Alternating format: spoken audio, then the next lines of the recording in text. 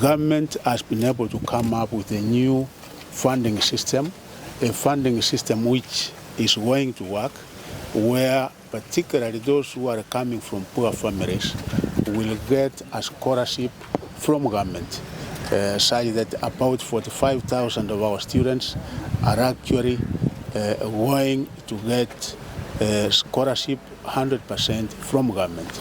And we have also said there are those Kenyans who can be able to afford.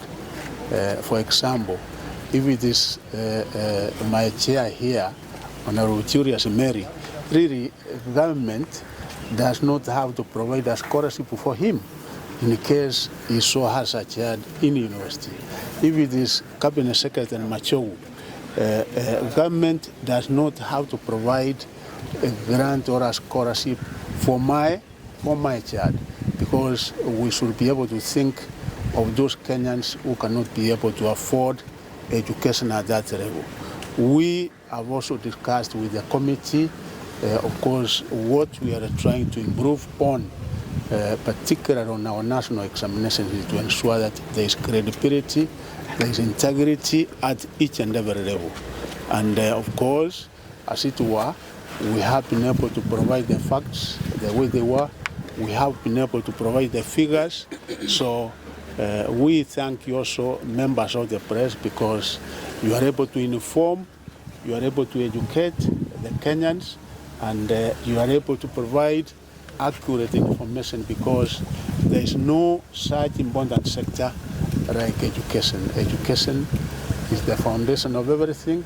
Education is what will determine the success of the various sectors in this country, and we want to make sure that we maintain our good quality education, because Kenya, when you look at the region, when you look at globally, last week we had a World Education Forum, and Kenya was being given as an example, honorable chairperson. We also had a Commonwealth group of ministers where Kenya is the chair. I was chairing that particular session in London, and one good thing I want to assure Kenyans is that indeed our education system is recognized internationally because of quality of our education. And in Africa, if you see the ranking of our universities, one such university that has been ranked as being among the top, out of 200,000 and more universities in the world, Nairobi University was ranked as number 1,425. Of course, we are encouraging them to do better, and our other universities, and that is necessary, because the most important resource we have as Kenya is the human resource. So thank you very much. Waziri, as we speak, scores of children from Mukumu girls have been sent home. What's the update? Thank you very much. We are sorting out the program in Mukumu girls. As you were aware, there was some kind of outbreak which made it necessary then for us to send the students home. They are now very isolated cases. Of course, we have dealt with the water issue, the food, and we hope that we are getting a permanent solution in Mukumu.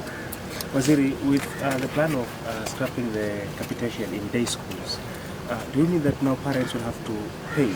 No, nobody is scrapping capitation in day schools. I want to make clear that the government is actually complying and conforming to the provisions of Article 53 of the Constitution, that basic education is free and compulsory, and that's why we ensure that there is 100% transition. So, you know, in primary we give 1,420.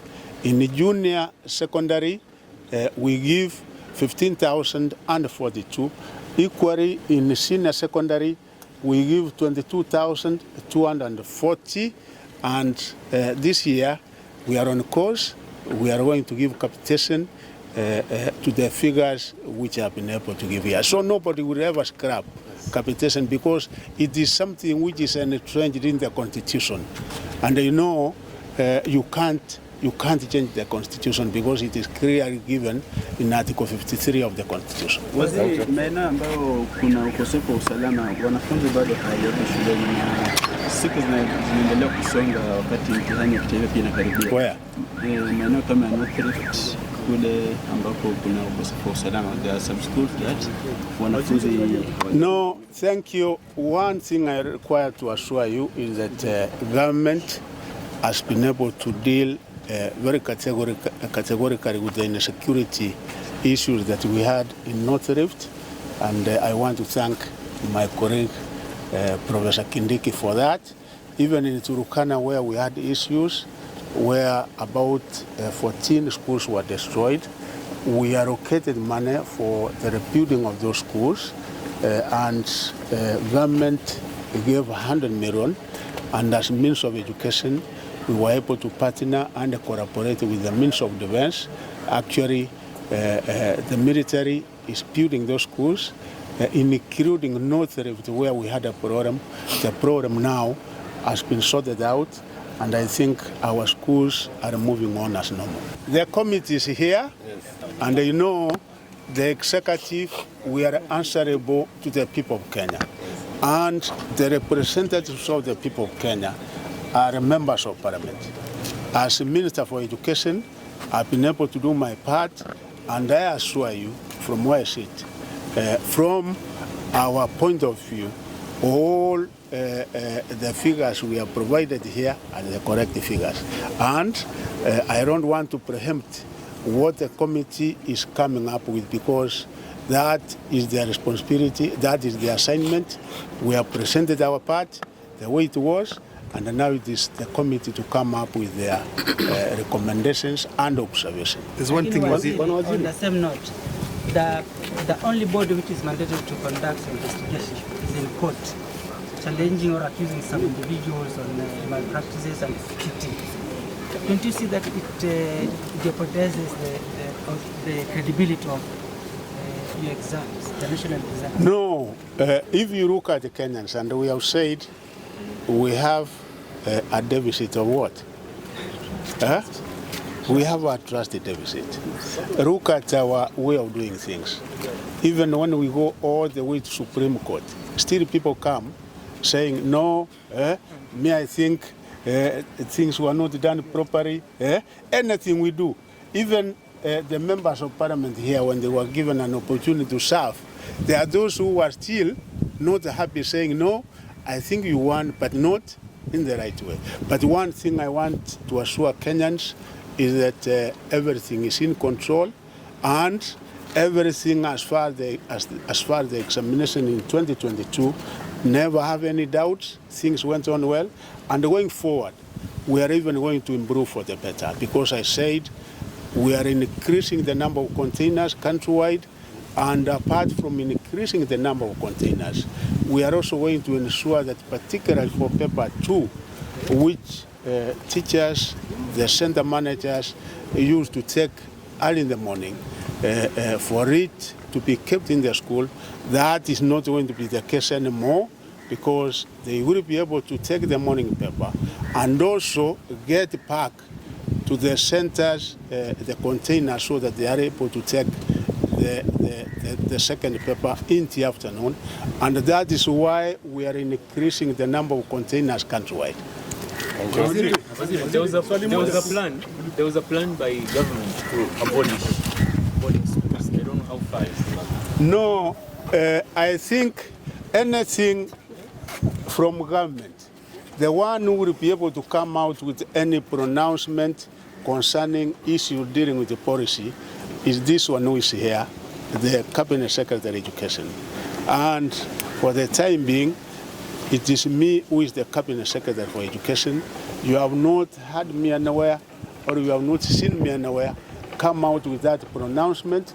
Indeed, boarding schools are here to stay.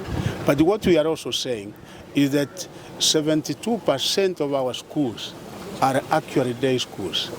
And with the competence-based curriculum going forward, we are also strengthening day schools so that they can be able to compete effectively and favorably with the boarding schools we have, and they are doing so. So nobody is saying that we don't require boarding schools. In actual fact, as late as yesterday, in Laikipia, Honorable Kabaro, the Member of Parliament for Laikipia North, Honorable Sara, they have been able to establish a very good school, which we are starting a boarding school. And we are also even strengthening and increasing the number of boarding schools, particularly in the northern part of this country because of the nomadic way of life. Children and the parents, when the parents move, we want their children to remain in those boarding schools. So we are not doing away with boarding schools. You've talked about privates, you've talked about universities. Private universities are declaring about injustice in the government refusing to give them grants. And on the same note, why are courses enlisted by public universities such as medicine quite expensive? Yeah, thank you very much, and that will be the final question. Kindly, public money must be accounted for. And that is why we say that, yes, any one of us, and the number of Kenyans are going to make choices, such that if you want your child to go to a private university, we don't say no.